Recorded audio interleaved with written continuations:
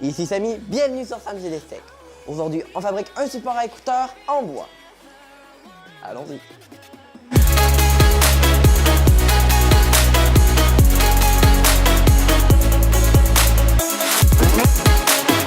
Et salut le web, ici Samy, bienvenue sur Sam Tech. Alors, comme vous avez pu l'entendre dans la pré-intro, comme à l'habitude en fait, je spoil toujours dans la pré-intro. On va aujourd'hui fabriquer un support à écouteurs, mais pas n'importe quel support à écouteurs. Un support à écouteurs tout en bois. Donc, en fait, là, je suis déjà dans un stade plus ou moins avancé de la construction. Je refais l'intro parce que j'ai changé une tonne de choses. Mais voilà. Donc, pour résumer, je vais utiliser 3 planches, en fait. En fait, c'est 2 planches coupées. Mais au total, ça va nous faire 3 morceaux de bois que je vais finir par couper, sabler de toutes sortes de manières avec le banti, une sableuse à ruban et toutes sortes de choses pour finalement nous donner un support à écouteurs que vous voyez présentement en B-roll parce que j'ai pas terminé de le fabriquer. Donc sans plus attendre, passons à la construction. Donc pour commencer, on va couper la pièce de bois principale. Pour moi, elle fait 3 cm d'épaisseur et je l'ai coupée à des dimensions de 8 cm par 15 cm. Au final, elle sera de 10 cm de longueur à la place de 15, mais c'est plus facile de travailler avec une plus longue pièce. Donc par la suite, j'ai tout simplement tracé la forme que je voulais, la sorte de courbe sur le dessus. Sur le morceau de bois qui va devenir justement la courbe sur le dessus. Et pour faire justement la courbe sur le dessus que je n'arrête pas de parler, eh bien j'ai entrepris la fastidieuse opération de placer la patente, en fait la courbe, la future courbe, sur le banti. Et à chaque fois de déplacer légèrement le guide pour ensuite relever la lame, ensuite redéplacer le guide, redéplacer la lame, pour finalement en arriver à un résultat assez brut, pour ainsi dire, qui va donner une sorte de pièce en escalier qui, à première vue, ne vous dira pas grand-chose, mais vous comprendrez plus tard de toute manière. Donc, une fois sablé, de toute manière, on ne verra absolument aucune différence par rapport à la pièce originale, c'est-à-dire les escaliers, quand on se retrouve au sablage.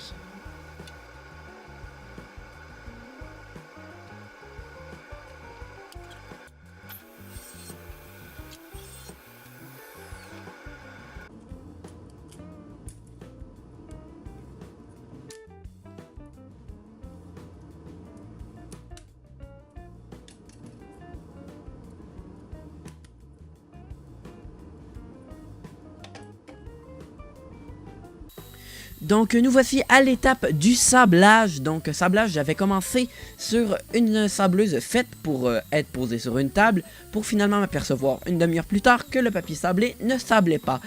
Donc j'ai passé à une petite sableuse que j'ai attachée à la table grâce à quelques serres et j'ai mis du papier 80 dessus pour que ça sable bien comme il faut, parce que là c'est seulement pour donner la forme ronde.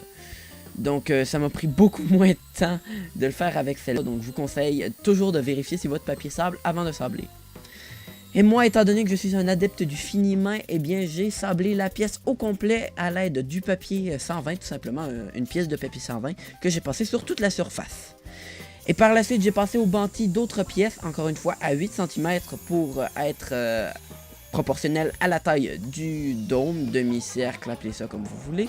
Et je les ai passés au planeur, tout simplement pour les planer, pour les rendre plus lisses. Ensuite, j'ai passé ces mêmes pièces à la dégauchisseuse pour m'occuper des bords, pour qu'ils soient moins rugueux. Et j'ai coupé les pièces à la bonne taille. Bon, alors puisque en cours de route, j'ai décidé de changer de design, eh bien ce bloc ici, là, la fameuse courbe que j'ai travaillé dessus pendant si longtemps, va être raccourci. Pourquoi vous vous demanderez probablement? Parce qu'elle est trop longue pour fonctionner avec le design que j'ai décidé de faire. Donc, basiquement, aussi simple que ça. Mais bon, je veux dire, j'ai pas encore coupé les pièces, donc ça a l'air absolument de rien. Vous comprendrez, je vais vous expliquer, tiens. Donc ça, ici, je compte faire des courbes vers l'intérieur pour rentrer les écouteurs à l'intérieur. En plus, ça va faire plus joli qu'un bloc de bois comme ça. Voilà. Et ça, je ferai une forme, je sais pas encore laquelle, mais je vais taponner. On va voir ce que ça donne. Donc j'ai commencé par dessiner tout simplement les contours approximatifs sur la pièce de bois qui servirait de support à la sorte de demi-cercle qui va orner le dessus du support. Et j'ai tenté de reproduire le plus exactement possible en mesurant à certains points dans la courbe la forme de l'autre côté.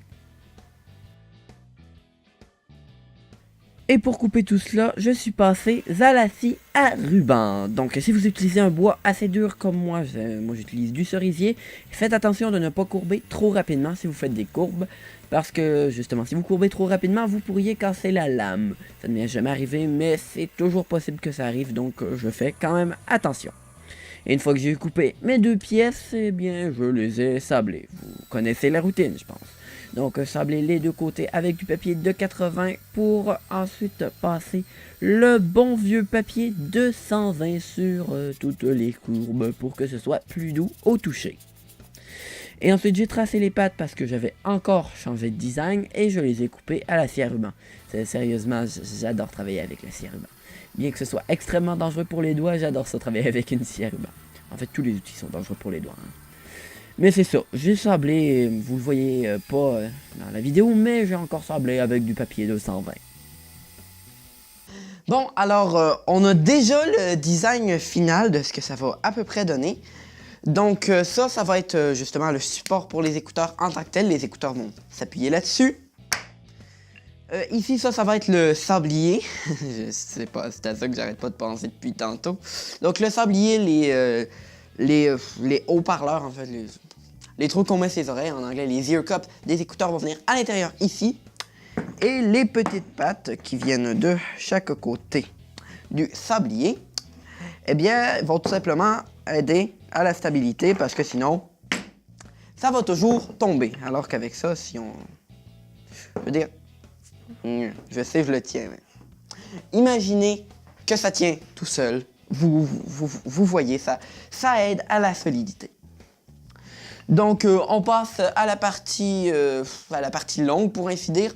On va sortir la cloueuse pneumatique. On va tout clouer ça. Et on va mettre aussi un peu de colle pour que ça tienne plus longtemps et que ce soit plus durable. Mais voilà, il ne reste plus qu'à assembler et c'est fini. Donc pour faire ça rapidement, j'ai tout simplement appliqué de la colle sur toutes les pièces sans exception. Et pour certaines, je les ai maintenues avec des fers pour ensuite les clouer. Aussi simple que ça. Et voilà, votre support à écouteurs est terminé si vous avez décidé de fabriquer exactement le même que moi, ce qui m'étonnerait tout de même un peu. Bon allez, je retourne au studio là. Voilà, j'ai plus rien à faire dans l'atelier. Ah oui, c'est vrai, faut que je range. Nice. Bon allez.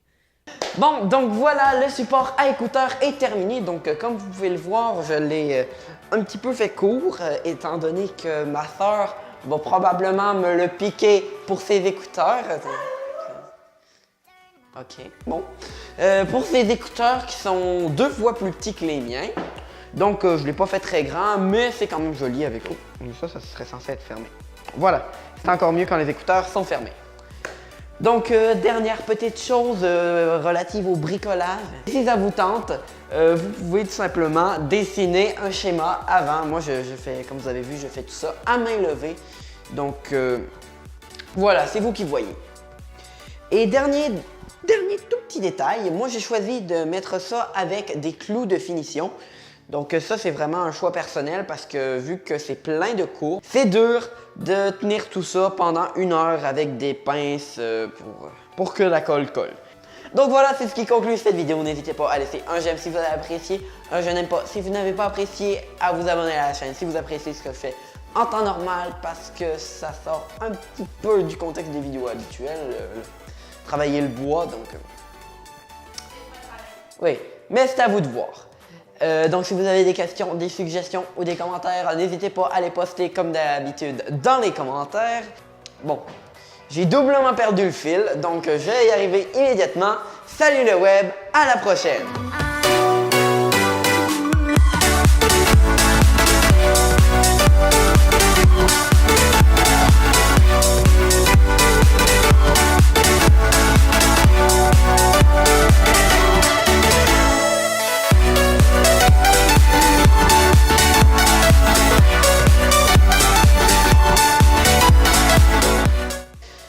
si ça vous tente que je vous fasse des photos plus détaillées de la chose avec des mesures et toute la patente. Ou si vous voulez qu'il nous fasse une autre vidéo de bricolage.